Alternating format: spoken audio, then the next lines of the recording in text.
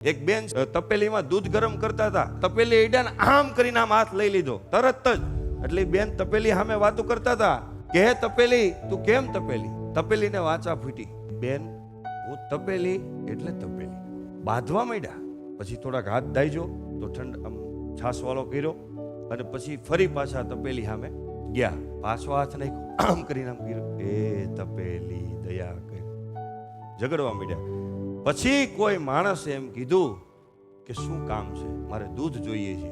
તો એ કે સમજણની સાણસી ગીતા રૂપી પકડીને ઉપાડીને તપેલીને સાઈડમાં મૂકો, દૂધ કાઢીને દૂધ પી લ્યો અને તપેલીનો ઘા ન કરતા, કારણ કે દૂધ ગરમ કરવા માટે પાછી કામમાં લાગશે. એટલે સાહેબ અમુક સમાજની અંદર તપેલી જેવા હોય એનો ઇગ્નોર નહીં કરવાનો. ભલા માણસ એને સાઈડમાં રાખવાના, પાછું કામ કરવા લાગે. એટલે અમુક માણસ એ પ્રકારના હોય, અમુક સમાજની અંદર અમુક કુટુંબની અંદર તપેલા જેવાય હોય, એને આપણે જાળવી રાખવાના. એવું જરૂરી નથી બધી જગ્યાએ તપેલી હોય.